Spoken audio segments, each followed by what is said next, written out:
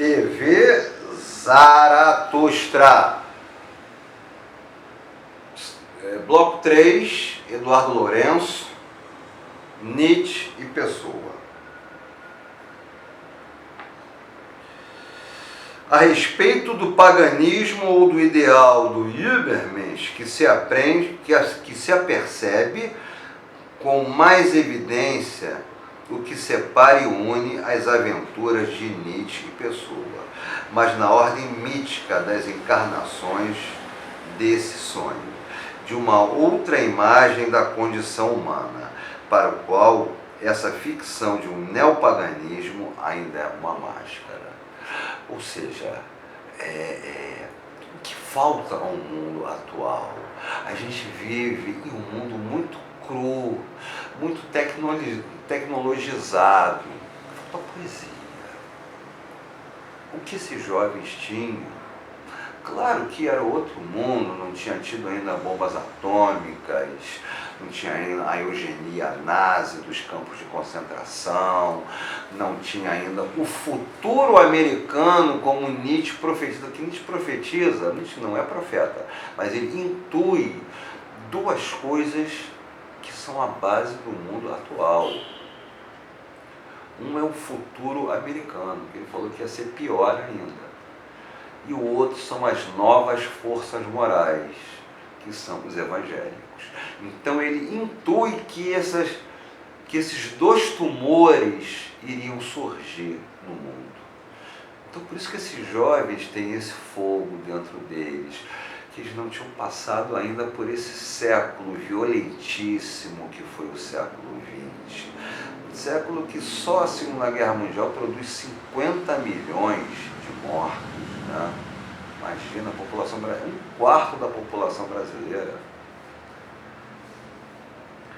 De súbito, a imaginária e genuína moral dos senhores cede diante da visão da fraqueza e do sofrimento dos outros, assumida com a sua mesma, do poeta acordado do delírio, do seu inconsciente e da sua verdade inconfessável igualmente.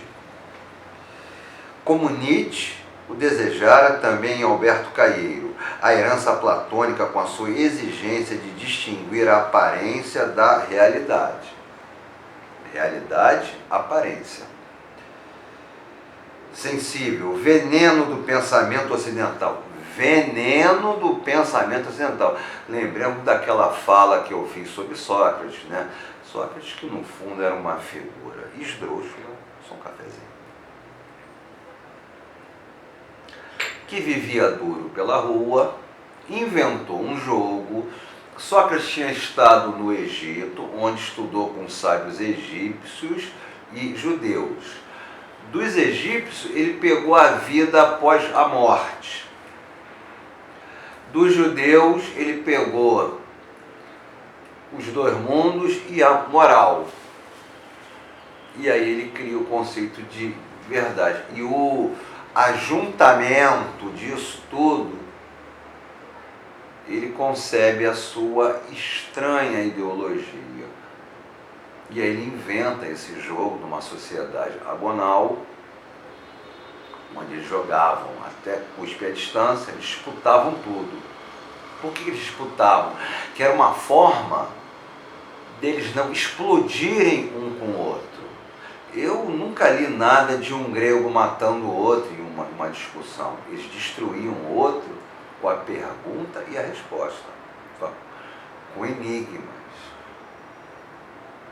Mas havia a vitória e a derrota. Sócrates inventa um jogo de pergunta e resposta, onde quem pergunta vence.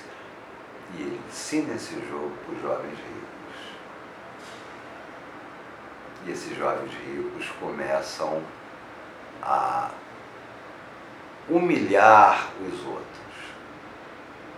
E durante isso vai se espalhando por Atenas. Quando o conselho lá de governança de Atenas, tem que ler a cidade grega do Glottis, né? Que eu não li há muito tempo, eu li há 200 mil anos atrás. Quando eles sacam que o Sócrates estavam corrompendo a juventude, eles condenam o Sócrates a tomar cicuta e a morrer. Aí Platão, esses caras falam assim, Sócrates foge, Sócrates fala, não, eu vou ficar e morrer. Se eu fugir, as minhas ideias vão ser enxovalhadas. Ficando, eu viro Marte. Virando Marte, elas vão ficar. Engraçado que nós estamos nesse exato momento, eu estava vendo ontem sobre a guerra do Irã, Estados Unidos, Israel, e o Khamenei, ele estava naquele lugar ali para morrer, porque alguém disse que ele estava com câncer. E ele falou assim, não, eu não vou me esconder, eu vou morrer como Marte. Porque se ele se esconde, ele dá munição para o americano derrubar o regime islâmico. E ele foi para o lugar que o americano esperava que ele estivesse para ser bombardeado e morrer. E aí o povo iraniano se fecha com o governo. Então é muito parecido o martírio, claro com suas devidas diferenças, entre o martírio do Sócrates, não, eu não vou fugir, eu vou morrer, porque se eu fugir, as minhas ideias vão ser esvaziadas. E o Khamenei faz a mesma coisa, eu não vou fugir, eu vou ficar e vou morrer como Marte. Que é a única forma que ele tinha de salvar o regime dele. E a única forma que Sócrates tinha de salvar o seu sistema de ideia canhestro, envenenador, foi ficar e morrer.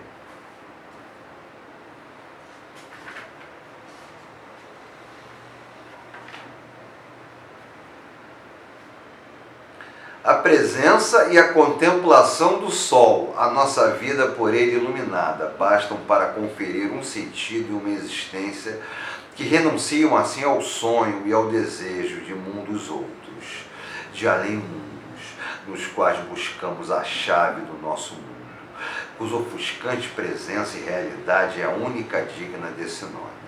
Com Alberto Caeiro habitamos realmente a Terra, senão como os transes dionisíacos de Zaratustra, pelo menos com a calma antiga e o gozo naturalmente divino dos pastores virgilianos. Se, em algum lado, a exigência de Nietzsche de reinventar para o homem moderno a consciência e os sentimentos vividos dessa unidade perdida entre pensamento e vida. Ou seja, não há separação entre pensamento e vida. Há uma busca de uma physis e logos, de cultura e natureza. O Nietzsche, ele busca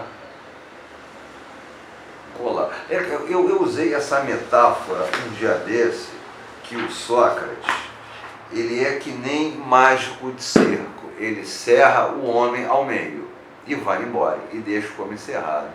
Nietzsche é aquele outro mágico que pega as duas formas cerradas e tenta colar corpo e alma, tenta colar vida e obra e tenta colar aqui. Pensamento e vida. Quando eu largo a vida acadêmica, e que eu nem tive, por sinal de aula aqui, ali, e vou para a arte, mesmo na época de uma forma ingênua, é uma tentativa de juntar pensamento e vida. Lembre-se do livro do Deleuze ontem que eu falei, que eu li a frase do Deleuze, depois vi o filme do Wim Wenders e fiquei enlouquecido com o personagem do Nico. Para mim, dois personagens do cinema que me marcaram profundamente. O pintor, que está ficando cego, que o Nicholas Ray faz, que finge que está morto para falsificar os próprios quadros, e o Kurt, do Apocalipse Now, feito pelo Brando. São meus dois personagens. Porém, o pintor